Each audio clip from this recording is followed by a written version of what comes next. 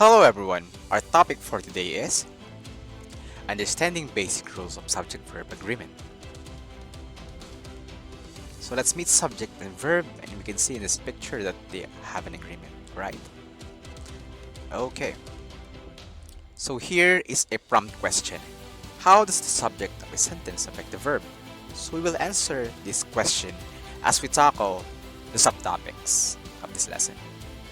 Okay.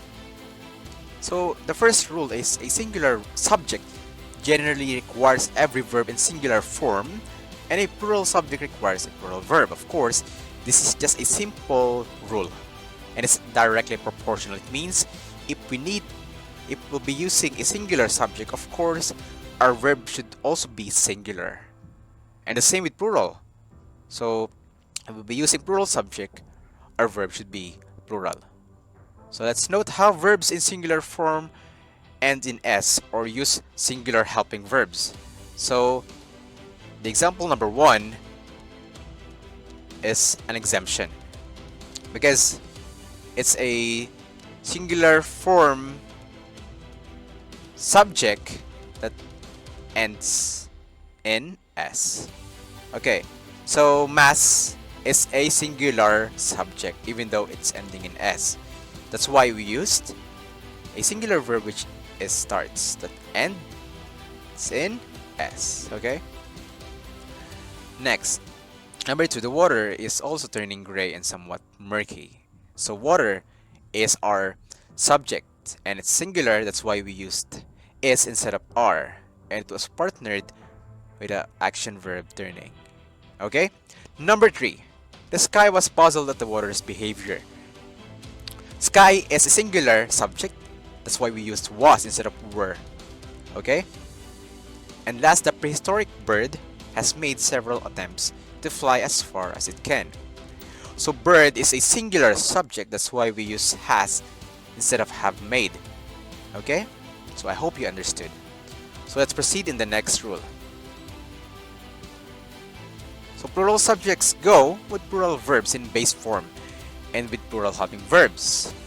Okay, so this time it's about plural subjects and verbs. Number 1, the water's deep breaths or breaths fill the clouds with water. So breaths is a singular subject. Sorry, it's a plural subject. That's why we used fill, which is a plural verb, right? Number 2, lightning flashes are hitting the water's behavior. So flashes is a plural. That's why we used are instead of is. Okay. Number 3, huge waves have been scattered far away from the mainland.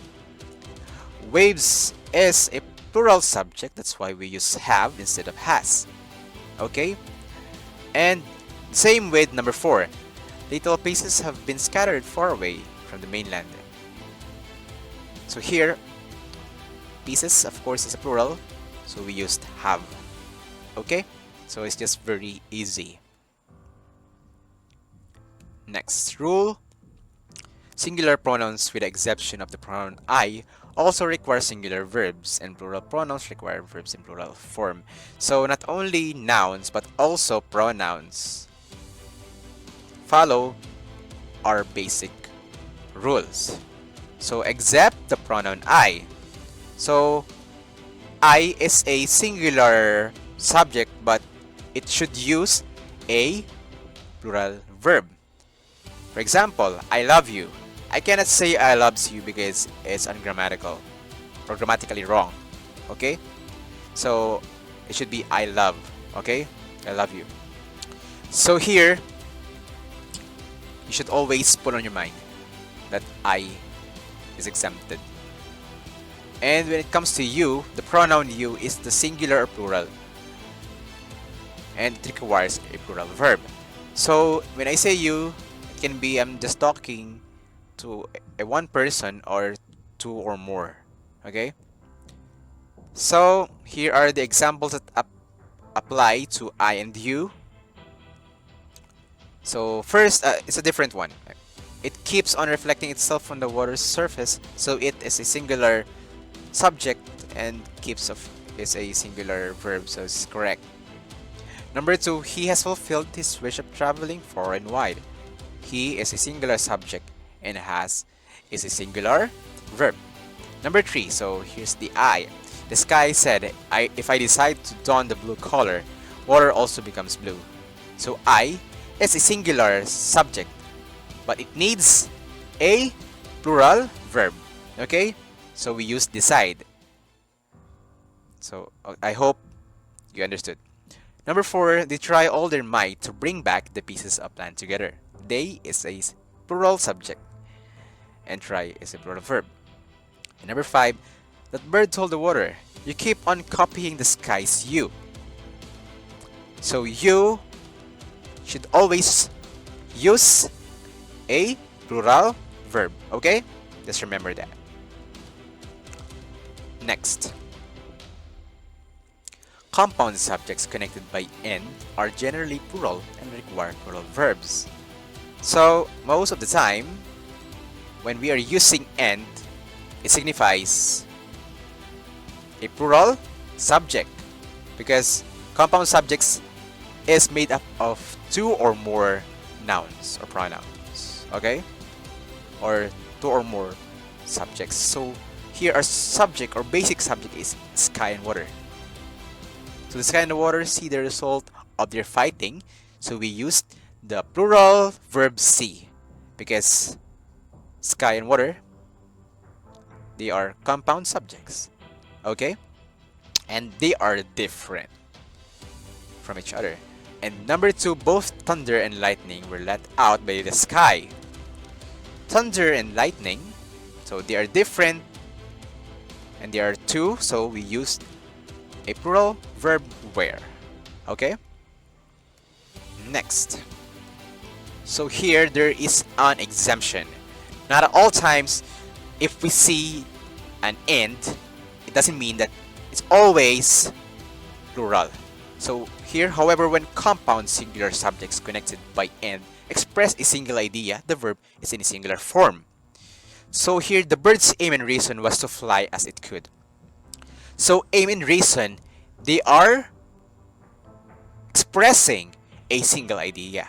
Because aim and reason, they are almost the same or they are closely related with each other. So instead of using where, we used was. Okay? Next.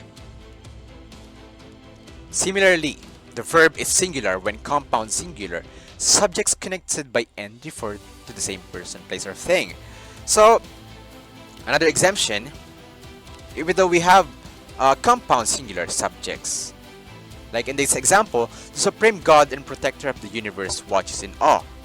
So why did we use a singular verb here? It's because the supreme God and protector are just the same. Okay? So, supreme God and protector, it talks about just one person. Okay? That's why we used watches. So, this compound singular subject should be remembered by you. You should put it on your mind, okay? Because these exemptions, you should not forget it or forget them. Okay, so next in the following sentence, however, note how the verb is plural because repeating the indicates a singular subject connected by "and" refer to different persons. And if we use the article the, so like here, the supreme God and the protector of the universe watch in awe. So here, we add the before the protector. So now, by just adding this word, our subject or our subjects, we can say that they are plural. Because supreme God, the supreme God and the protector, they are different persons, okay? Just simply because of the. Okay? So we used watch, which is a plural verb.